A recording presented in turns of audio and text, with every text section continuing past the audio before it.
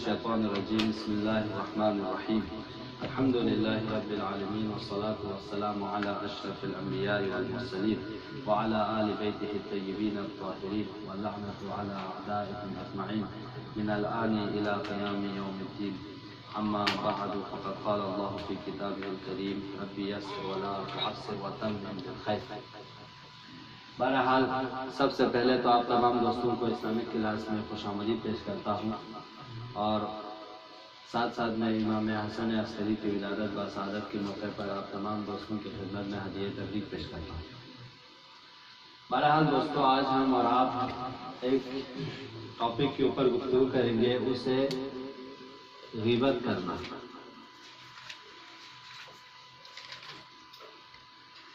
غیبت کرنے کا کیا حکم ہے، غیبت کرنے کے آثار کیا ہے اور غیبت کرنا کہاں جائز ہے، اس کے حوالے سے ہم مختصر گفتگو کریں گے. جب ہم اور آپ کہتے ہیں کہ غیبت کرنا حرام ہے، غیبت سننا حرام ہے، تو اس سے کیا مراد ہے، یعنی غیبت کرنا کیا مراد ہے؟ جب ہم لوگ کہتے ہیں کہ غیبت کرنا حرام، غیبت سننا حرام، تو آپ کیا سمجھتے ہیں؟ غیبت سے مراد گناہ، پیٹھ پیچھے کسی کی برائی کرنا، اور ہے کوئی؟ غیبت یعنی پیٹھ پیچھے کسی کی برائی کرنا. غیبت کی تعریف کیا ہے؟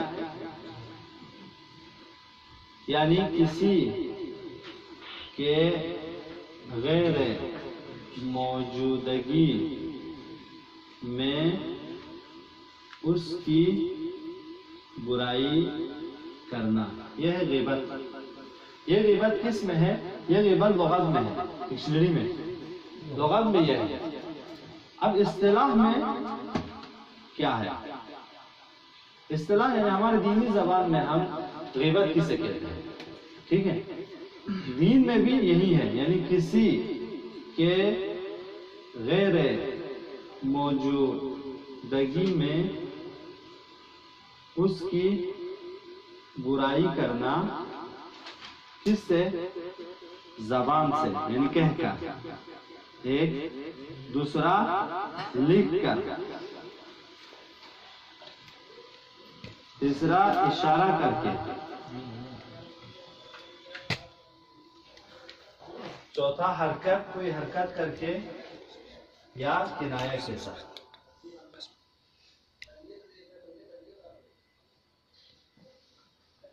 ان چار حالتوں کے ذریعے اگر آپ غیبت کریں تب کیا ہے جناب؟ حرام ہے. مثلا ایک جگہ آپ زبان سے کہتے ہو، جیسے رسول گرامی اسلام فرماتے ہیں اتدرون ما الغیبہ، کیا تم سب جانتے ہو اے صحابیوں، میرے صحابی اصحاب، اتدرون ما الغیبہ، کیا تم جانتے ہو کہ غیبت کیا چیز ہے؟ قالوا، یہ سب کے سب کہتے ہیں اللہ والرسول اعلم، خدا اور اس کا رسول جانتے ہیں، ہم نہیں جانتے. تو اس وقت رسول اللہ فرماتے ہیں کہ قال رسول اللہ ذکرک اخوک، تمہارے اپنے ذکر کا، اخا کا، ما یکرہ، اپنے بھائی کا اس طرح یاد کرنا جسے وہ پسند نہیں کرتے. یعنی بول کے آپ نے کچھ ایسی چیز بول دی کہ جسے وہ پسند نہیں کرتے. کبھی کبھی آپ نے بولا کچھ نہیں، آپ نے کچھ بولا نہیں، بلکہ لکھ کر آپ نے کیا کیا؟ غیبت کی. ایک جگہ اشارے کے ساتھ آپ نے اشارہ کر کے غیبت کی. مثلا روایت ہے کہ ایک دن رسول گرامی کے ہاں ایک عورت آئی اور وہ عورت ناکی تھی.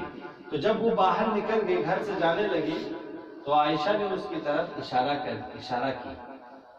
کیا، اس کی چھوٹی ہونے کی طرف اس نے اشارہ کیا، دیکھو اسے اشارہ. تو اس وقت رسول گرامی اسلام فرماتے ہیں تو نے غیبت کی ہے. اشارے کے ذریعے بھی ہم غیبت نہیں کر سکتے، حرکت کے ذریعے، کوئی حرکت کر کے بھی ہم کسی کی غیبت نہیں کر سکتے، کنایے کے ساتھ بھی ہم کسی کی غیبت نہیں کر سکتے. امام جعفر صادق علیہ السلام فرماتے ہیں انسان جو اس موضوع غیبت کے لیے جو ٹاپک قرار دیتے ہیں وہ انسان کی خلقت ہے، ٹھیک ہے؟ مطلب دیتے ہیں کہ یار یہ آدمی موٹا ہے، یہ آدمی پتلا ہے، یہ آدمی کانا ہے، یہ آدمی مثلا چھوٹا ہے، یا آدمی بڑا ہے، لمبا ہے. ان کی خلقت کو دیکھ کر، اپاہج ہے، اس کو دیکھ کر کیا کرتے ہیں؟ غیبت کرتے ہیں انسان. بس جو موضوع غیبت کیا ہے؟ موضوع غیبت کیا ہے؟ پہلا خلقت. بھائی فلاں صاحب آپ ان کو جانتے ہو؟ ہاں وہ موٹا میں جانتا ہوں، اس طرح ہم لوگ کہتے ہیں. اب ہاں اس اندھے کو میں نے دیکھا ہے جو، ایسا بھی ہم کریں تو کیا ہے؟ غیبت. وہ اندھا ہے، وہ ناٹا ہے، یا وہ چھوٹا ہے یا وہ بڑا ہے، اس کی خلقت ہے. امام جعفر صادق فرماتے ہیں جو غیبت کے جو موضوع قرار پاتے ہیں وہ ایک کیا ہے؟ خلقت. دوسرا فعل، عمل. ایک دفعہ اس کی غیبت نہیں کرتے، اس کے کام کی غیبت کرتے، کام کی وجہ سے آپ اس کی غیبت کرتے ہیں. امام فرماتے ہیں ہاں آپ نے کہا فلاں صاحب کو دیکھا؟ ہاں ہاں اس شرابی کو میں نے دیکھا جناب. آپ اس کے کام کو، ہاں اس گنہگار کو میں نے دیکھا، اس قاتل کو میں نے دیکھا. پھر ایک کام کیا ہوگا اس نے، آپ نے اس کام کی بنا پر اس کی کیا ہے؟ غیبت شروع کر دی. تب بھی کیا ہے؟ حرام ہے. معاملہ یعنی لین دین، بزنس. مثلا ایک آدمی کے بزنس جاب کو لے کر آپ کیا کریں؟ غیبت کریں. اب ہاں ہاں ان کے ساتھ میں کیا کریں؟ میرو جو تو مردار بھیجتا ہے. ہاں کیا ان کے کام ہی بہت بیکار ہے جو ان لوگوں کا کام. کسی کے کام کو لے کر آپ غیبت کریں تب بھی کیا ہے؟ حرام. دین، مذہب کو لے کر، کیا آپ فلاں صاحب کو جانتے ہیں؟ تو ایک نے کہا ہاں کافر کو میں جانتا ہوں، ہاں اس ہندو کو، یہودی کو میں جانتا ہوں. اب اس کے دین کو لے کر اس کی غیبت کرنا شروع کر دیں تب بھی کیا ہے؟ حرام. اس کے مال، لباس، اولاد، بیوی بچے، آپ نے اب آپ فلاں صاحب کو جانتے ہو؟ یہ سب کیا لباس پہن کے چلتا ہے جو وہ تو فلانا صاحب تو آپ جاتے ہو آپ کیا کرتا ہے؟ فلانا لباس پہن کے جاتا ہے جو وہ تو وہ ایسے ہی نکل جاتا ہے، شارٹ پینٹ پہن کے نکل جاتا ہے. کچھ اس طرح جو عیب اس کے اندر موجود ہو لباس پہننے کے بھی، اس لباس کو عنوان کر کے آپ غیبت کر سکتے ہیں. تو امام صاحب اس طرح ان کو ٹاپک کر کے غیبت کرتے ہیں لوگ. یہ سب بھی کرنا کیا ہے؟ حرام ہے، نہیں کر سکتے. پھر مولا فرماتے ہیں اس کے مانند باقی چیزوں سے بھی آپ کیا ہے؟ غیبت نہیں کر سکتے. اس کے مانند میں ہم بہت سی مثال دے سکتے ہیں. جیسے خاندان، کہاں کے ہوئے؟ فلانا خاندان، چمار خاندان سے ہے نا، اس لیے شروع کر دیا آپ نے خاندان کے ذریعے اس کی توہین کرنا، تب بھی کیا ہے؟ یہ حرام ہے. آپ قوم قبیلہ، قوم قبیلے کی بنا پر کہاں کے جناب؟ قرصے سے نہیں، وہ سب ایسے ہی ہوتا ہے. کر دیا قبیلے کو لے کر ایسے، سوچ سے ہے جناب، ایسے ہی کر دیا. یہ ایمان کیا مانند ان کے طرح پارٹی کہاں کے جناب؟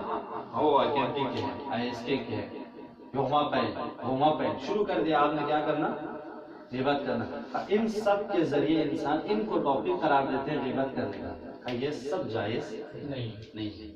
سمجھے جو یہاں پر طالب صاحب، یہ غیبت اس طرح انسان غیبت کرتے. چاہے آپ ان کو اشارہ کر کے غیبت کرو، یا لکھ کر غیبت کرو، یا حرکت کے ذریعے یا کنایہ میں آپ ان کو غیبت کرو، یہ سب کام کرنا کیا ہے؟ حرام ہے. اب یہاں پہ سوال یہ پیدا ہوتا ہے، چلے ہم نے غیبت کر لی، اس غیبت کے آثار کیا ہے؟ ہم اور آپ نے غیبت کی، اس کا آثار کیا ہے؟ آثار غیبت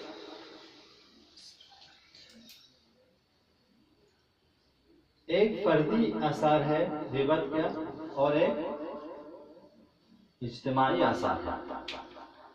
ٹھیک ہے جناب. فردی اثر کیا ہے غیبت کا؟ فردی اثر یہ ہے کہ ہمارے اعمال ختم ہو جائیں گے غیبت سے. اگر ہم اور آپ نے غیبت کی تو کہتے ہیں کہ ہمارے اعمال جو اس کی غیبت کی اس کے کھاتے میں چلا جائے گا، یعنی ہمارے پاس کچھ نہیں رہے گا. یہ غیبت. انسان بڑی مشکل سے وہ صبح کی نماز پڑھتا ہے اور دسترخوان ناشتے کے دسترخوان پہ اسے بھیج دیتا ہے، جاتے جاتے اسے اس کے کھاتے میں جس کی غیبت کی اس کے حوالے کر دیتا ہے۔ رسول گرامی اسلام فرماتے ہیں کہ قیامت کے دن دو شخص ہوں گے، ایک جب نام اعمال لے گا کہے گا خدایا میں نے تو بہت سی عبادت کی ہے، بہت سی دعائیں کی تھی، بہت سے اچھے اچھے کام کیے تھے، لیکن میرے نام اعمال خالی خالی ہے۔ تو اسے آواز ملے گی ہاں تو نے بہت سے اچھے کام کیے تھے، بہت سے نیک کام کیے تھے، لیکن تم نے فلانا کی غیبت کی تھی، تمہارے سارے نیک اعمال اس کے کھاتے میں چلا گئے، اس کے حق میں چلا گیا۔ اور بالکل ایسے ہی دوسرے شخص کو جب نام اعمال دیا جائے گا تو کہے گا خدایا یہ سارے نیک کام تو میں نے نہیں کیا، میں نے اس طرح کی عبادتیں انجام نہیں دی ہوں، یہ کیا وجہ ہے؟ تو آواز آتی ہے ہاں تو نے انجام نہیں دیے، لیکن فلانا صاحب کے نیک اعمال تمہارے حق میں لکھا گیا ہے کیونکہ اس نے تیری غیبت کی۔ دوستو اتنے چھوٹے سے غیبت، اتنے چھوٹے سے ایک زبان سے بولی ہوئی چیز کے ذریعے ہم کیوں اپنے اعمال کو کسی دوسرے کے حق میں دیں؟ یہ ہے اثر، لہذا ان چیزوں سے بچو۔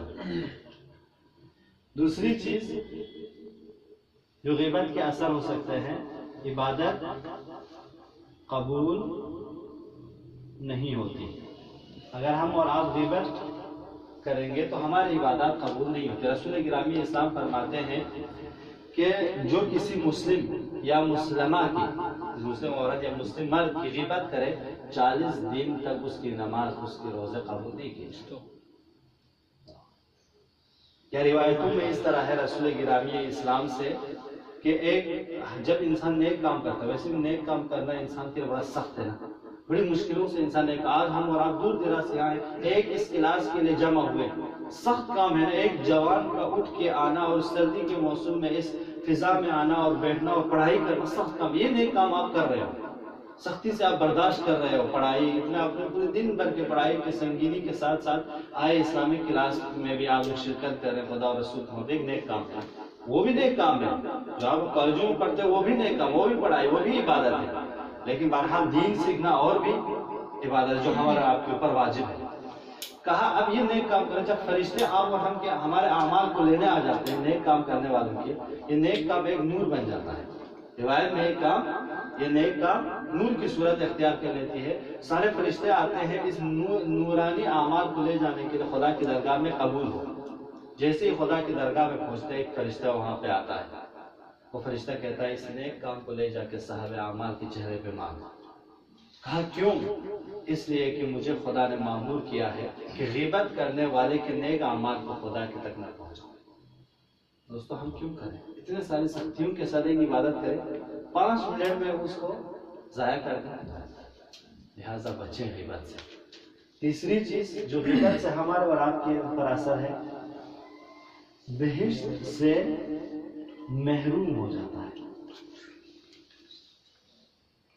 رسول گرامی اسلام فرماتے ہیں کہ الجنت حرام علی الثلاثہ، 3 لوگوں پہ جنت حرام ہے، علی النمام جو بدگویاں کرتی ہے، برا بلا گالی گلوچ، جیسے ابھی نذیر بھائی نے بتایا کہ آج کل تو ایسا شو بنایا جا رہا ہے کہ اس میں گالی کو افتخار مانا جا رہا ہے اور گالی گلوچ دینے والے کو ایوارڈ دیا جا رہا ہے۔